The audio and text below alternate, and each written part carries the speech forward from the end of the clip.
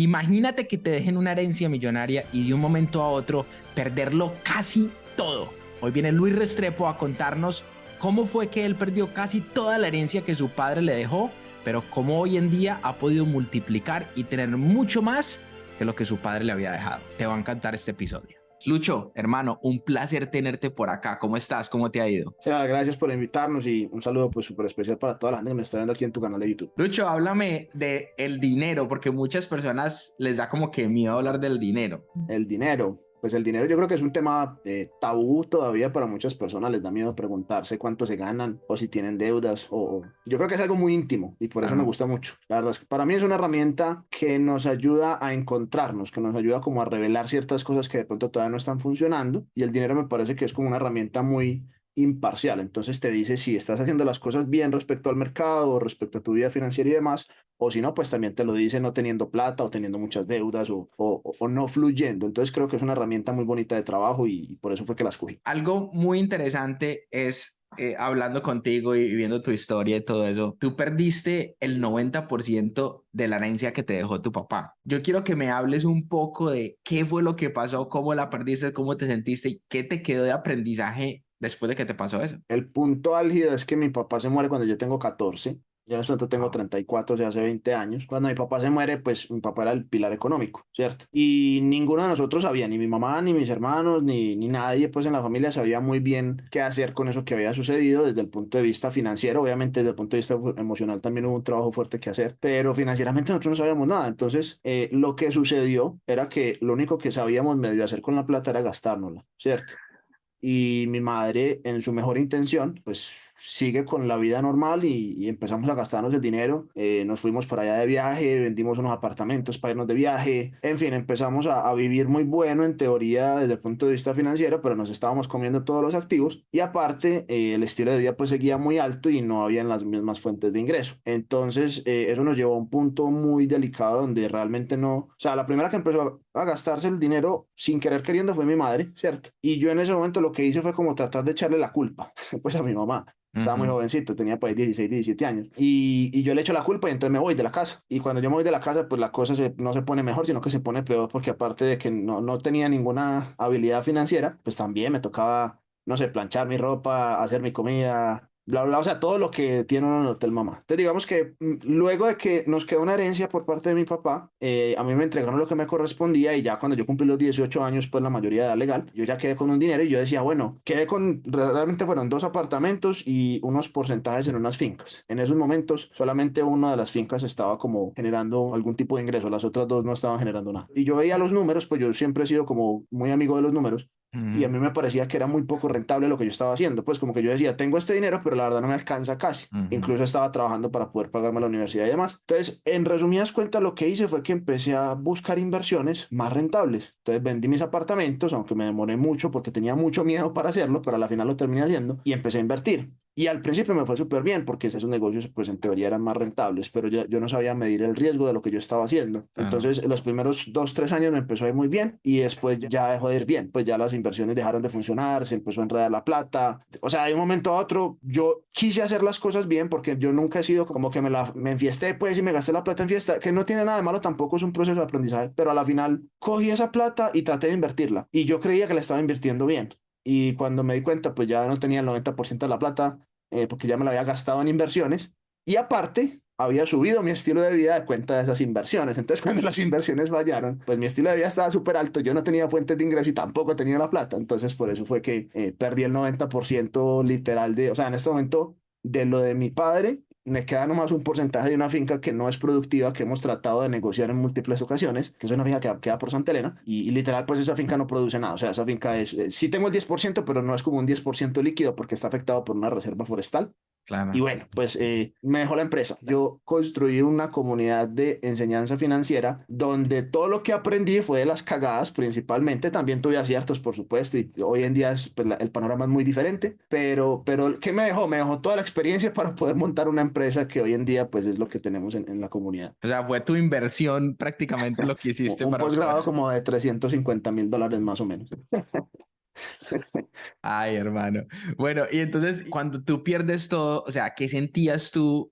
al tú ver que, fue madre, la cagué, estoy perdiendo todo, o sea, que te veías que te estabas quedando sin nada? Como en la cuarta vez que yo dije ya como que la cuarta inversión que iba a pique, yo ya decía y yo, o sea, yo la verdad estaba cagado del susto. Más que por la plata, era porque yo ya había arrancado con la empresa de educación financiera y yo decía, marica, pero es que yo soy el mentor y Claro. cómo voy a salir yo a decir que todas mis inversiones pues me fueron bien al principio y ahora todas están enredadísimas. Y yo tenía igual, no sé, 24, 25 años cuando arranqué la empresa y todo esto pasó como a los 27 más o menos. Entonces yo estaba muy asustado, primero por la situación de dinero, ¿cierto? Pues por lo que estaba pasando a nivel, pero también me generaba mucho estrés en ese momento, como qué iban a pensar de mí, ¿cierto? Igual no deja de ser un tema donde tú eres un referente, pues yo no era el súper referente en ese momento y no sé si soy un súper referente hoy en día, pero sí tenía gente pues que confiaba en mi criterio, que me seguía, que este pelado tan joven y tan berraco y tan jaque, pero a la final pues digamos que una de las cosas que yo siempre he trabajado es como ser súper transparente y yo a todo el mundo le dije que era lo que estaba pasando. Claro. Jamás tuve pues ningún problema judicial con nadie, nunca a nadie le recibí plata pues ni le pedí plata para invertir, todo siempre era como que venga yo le muestro qué estamos haciendo, venga analicemos, venga miremos esto,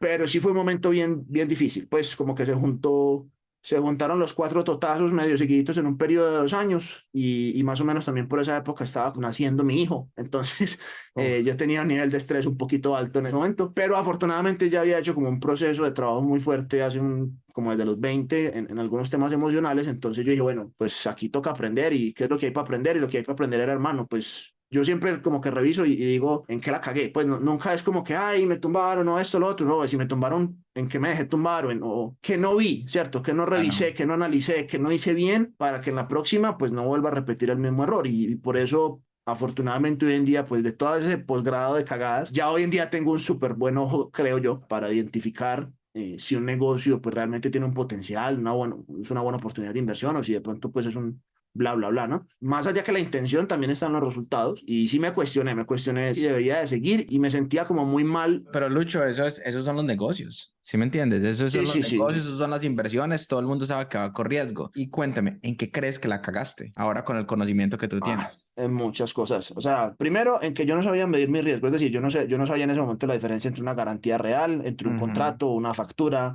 una prenda, una hipoteca, ¿cierto? Que son términos todos legales con los que me ha tocado trabajar un montón. Y uno cree que entonces porque va a demandar, entonces ya pues va a recuperar algo.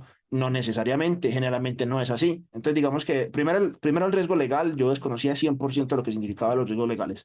Segundo, yo desconocía completamente el tema de la liquidez. Hay negocios que por su naturaleza son muy ilíquidos y por lo tanto se vuelve muy complicado salir, ¿sí? Ah, Muy no. complicado salir del negocio. Y se te enreda y si se te enreda, pues no tienes forma de volverlo plata. ¿Sí? Ujú. Entonces, la liquidez me afectó mucho también en el segundo negocio que tuvimos, bueno, en la segunda inversión que hicimos grande. Tercero, el apalancamiento, porque yo llevaba con un negocio acá que muchas personas de pronto todavía han escuchado el que se llama Astraval, Estrategias en Valores, y era un negocio de libranzas a nivel nacional Mm. muy bueno, muy sólido, desde el 2000 funcionó hasta el 2016 y se empezaron a equivocar mucho, cambiaron unas leyes y demás y yo ya llevaba como 4 años con la empresa, con un chequecito mensual muy bacano. En el quinto año yo decidí, pues en el quinto año que llevaba yo invirtiendo, yo decidí hipotecar un apartamento entero para invertir en este negocio, pues que ya llevaba 4 años pagando sagrado, ¿cierto? Dicho y hecho, hipoteco y a los 3, 4 meses empieza el problema y bueno, quedo con la hipoteca, me toca vender el apartamento para poder salvar algo.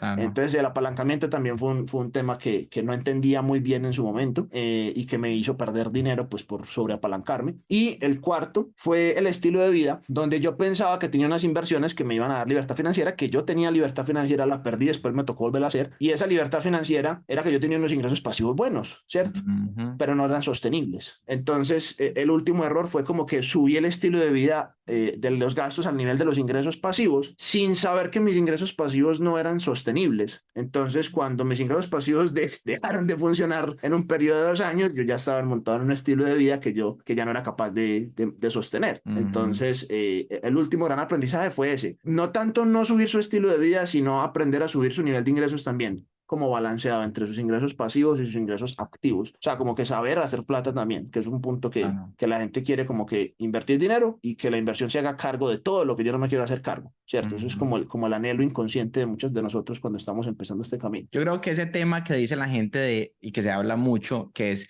la paz financiera. Yo creo que la paz financiera, y esto pues lo digo yo, es cuando tú llegas a un punto que tú sabes hacer dinero, que sabes Sí. hacer dinero y que ya tú puedes estar tranquilo y después puedes tener ingresos pasivos. Bueno, ahora, ¿cómo ha sido ese aprendizaje tuyo ahora con la empresa después de haber tenido estas fallas y todo eso, empezar a crecer tu empresa para tú empezar a poder pasar ese conocimiento a las personas que trabajan contigo también? En la faceta de empresario, yo considero que todavía ni siquiera tengo empresa, tengo es como una tienda de barrio digital, en el buen sentido de la palabra, porque yo hablo mucho con mi comunidad y les cuento mucho las cosas en las que yo siento que todavía me falta mucho trabajar. Y yo siempre les he dicho, yo creo que yo fui primero, yo como que lo hice al revés, como que primero fui inversionista y después empresario, ¿cierto? Porque Ah, normalmente los empresarios hacen su dinero y después van y pasan al mundo de las total. inversiones. A mí me llegó dinero, yo empecé invirtiendo, la cagué, no sé qué, y después empecé a hacer empresa y bueno, y seguí invirtiendo, por supuesto, pero digamos que el escenario de empresario me tocó de segundo. En Ujú. ese punto yo creo que hay varios retos que estamos asumiendo en este momento. Uno de los retos principales que tiene que ver mucho con mi parte emocional es que yo he sido una persona que en sus momentos tal vez duros se sintió solo. No es que estuviera solo, sino que yo me sentía solo. Y como me sentí solo, yo aprendí a salir solo adelante, por decirlo de alguna forma. Y eso es bueno porque yo tengo mucha fortaleza individual, pero me ha jugado muy en contra en el tema de la empresa porque me ha costado desarrollar equipos, ¿sí? Y como me ha costado, pues entonces digamos que mi equipo todavía siento yo que es un equipo pequeño desde el punto de vista de números y demás.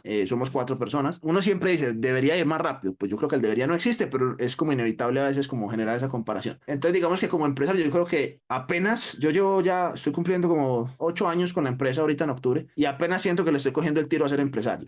Y vendemos bien, nos va bien, pero yo creo que el punto donde yo necesito trabajar muy fuerte como empresario es en escalar el modelo de negocio porque no es un tema de ventas, o sea, nosotros nos va bien desde el punto de vista de ventas, sino es aprender a construir equipos, a construir procesos, a delegar esos procesos sobre unos indicadores y sobre unos responsables para yo poderme ir saliendo de la ecuación dentro de la empresa porque yo era de los que usualmente tenía que hacer todo dentro de la empresa y a la final hacer empresa se trata de en el buen sentido, comprar el tiempo de otras personas que puedan reemplazar ese tiempo tuyo y tú vas como tratando de hacer cosas que generen más impacto y no tan operativas, ¿cierto? Digamos que la meta en mi caso sería salirme de la parte operativa de mi empresa y ya realmente ser dueño de mi empresa, pero para eso necesito unos empleados y necesito unos procesos. Y siento que en ese proceso me falta mucho. He estado estudiando los últimos 2 años muchísimo sobre cómo armar procesos. Ya tengo algunos procesos armados, cómo delegar, cómo ser más exigente en el buen sentido con el equipo de trabajo, ¿cierto? Porque yo soy muy parchado, muy relajado en algunas cosas, entonces eso también se transmite al equipo de trabajo. En Total. fin, pues eso es una rueda de Chicago todos los días para arriba y para abajo muy bacana. ¿Y cómo terminaste en el mundo del Internet? Porque estabas haciendo inversiones en otros negocios y todo eso, pero ¿cómo caíste en este mundo de la educación en Internet? Bueno, eso fue como medio accidente, pues no, yo no estaba planeando hacer un negocio digital realmente.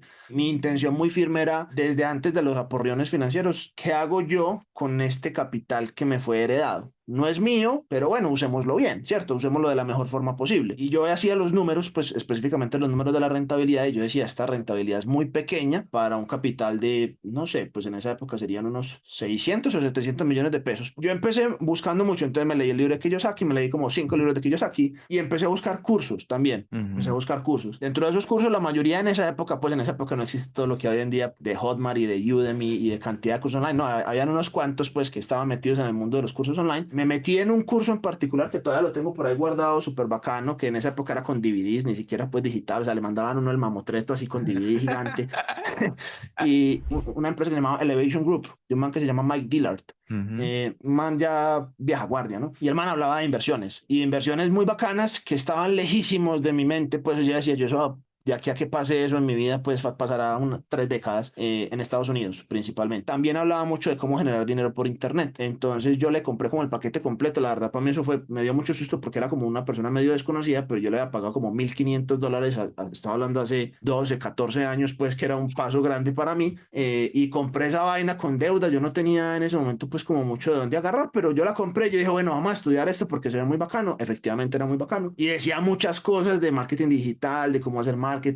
En esa época estaba apenas empezando el tema de SEO, estaba empezando apenas el tema de Facebook Ads y todas esas cosas. Y empecé a entender también yo por qué no sabía hacer plata, porque yo no sabía vender. Y ese fue como mi primer pinito en el mundo digital que juntaba las dos cosas. Las inversiones es como mi actividad principal, Claro. pero tenía que aprender de lo otro para poder igual, digamos, crecer un modelo de negocio, en este caso digital, pues de educación sobre el tema de inversión, y para eso tenía que aprender marketing, ventas, publicidad, cantidad de huevonadas, pues que ya hoy en día uno las, digamos que las encuentra en cualquier lado. Después de que eso me volví un consumidor fiel de información digital, soy supremamente, o sea, yo creo que me compro un curso cada mes, cada 2 meses me estoy comprando algo, o sea, yo Importante. estoy todo el tiempo súper ratón de laboratorio para eso. No, y Lucho, y la educación es súper importante, específicamente ahora con el internet, que todo está cambiando tan rápido. Entonces, yo siempre le digo a la gente es, tú cuando estás en un negocio tienes que aprender a resolver problemas. Si tú no sabes resolver problemas, no tienes ningún negocio, porque la gente dice, no, que es que voy a montar un negocio y después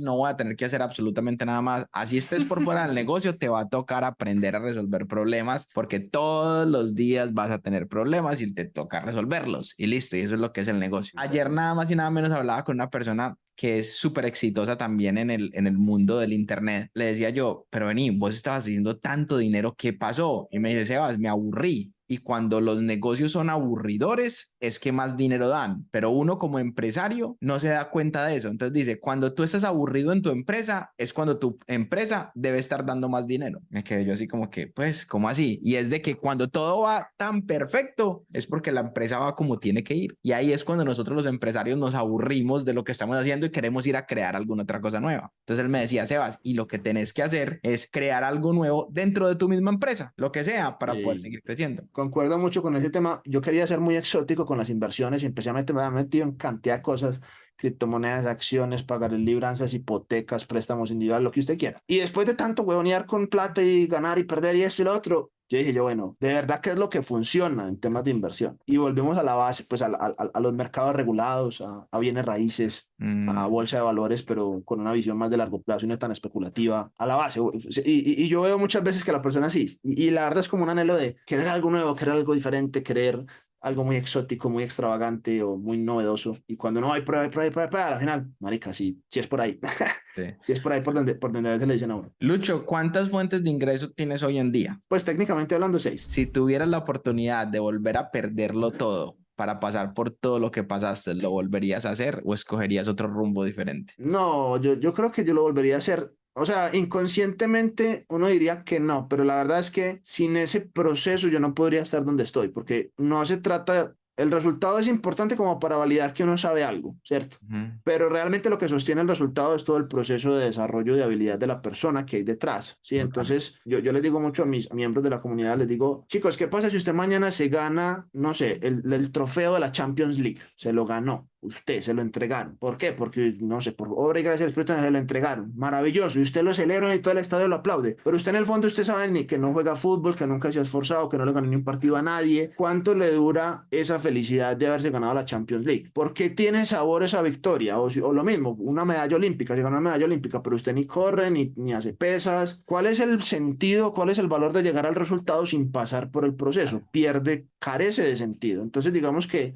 es como una disyuntiva, pero el punto al que yo voy con eso y con toda la gente es como que sí, el resultado es importante, sin duda alguna, porque valida, ¿cierto? Y sin el resultado yo no valido que sea algo, ¿sí? Ujú. Sin embargo, no es el resultado donde deberíamos de estar poniendo el foco desde mi punto de vista, sino más en el proceso. ¿Cuál es el proceso de desarrollo que yo quiero vivir? ¿Cuál es la habilidad que yo quiero desarrollar? ¿Cuáles son los retos que yo quiero enfrentar para poder llegar a ese resultado? El resultado valida, sí, pero solo tiene sentido si yo me desarrollé en el proceso. Porque si no, es una satisfacción muy momentánea, no me da como realmente felicidad. Ah, sí, pasamos rico, así como cuando la gente se va de rumba y al otro día se siente como vacío. Lo mismo, usted se gana algo, pero si realmente no se lo ganó producto de su desarrollo, de su esfuerzo, de su capacidad, de su lucha, Ujú. pues posiblemente esa victoria sepa solo por unos días y ya. Qué buen punto ese. O sea, me encanta ese punto porque lo que estás diciendo es, le vas a tener más apreciación a lo que estás haciendo si tuviste que pasar por un trabajo fuerte a solamente que te entreguen $1 millón y ya. ¿Sí me entiendes? O sea, te entregaron $1 millón, listo, buenísimo, bacano y todo eso. Pero cuando te lo tienes que hacer y después vas y lo inviertes y ves las ganancias, aprecias mucho más las cosas. Afrontar el chicharrón y saber que somos capaces con el chicharrón, como decimos aquí en Colombia, porque si no, o sea, la verdad es que la vida carecería de sentido si todo se nos fuera otorgado, pensaría yo, pues. Ujú. Y nosotros siempre utilizamos el chicharrón como algo malo, pero el chicharrón sabe muy bueno, ¿no?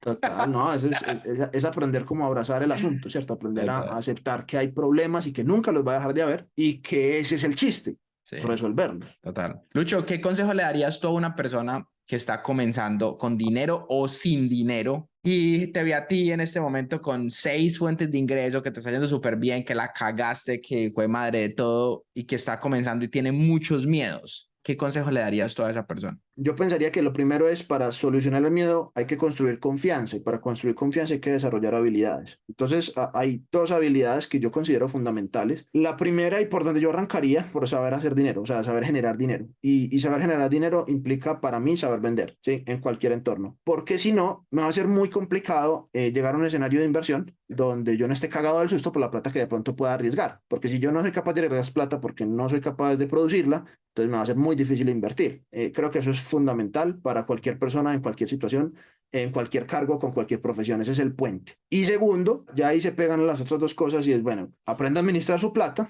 y luego sí aprenda a invertir. ¿Por qué? Porque si yo no soy un buen generador de plata y paso a invertir, voy a estar todo el tiempo asustado de lo que pueda pasar, dado mi incapacidad frente a reaccionar y hacer otras cosas y a generar más plata.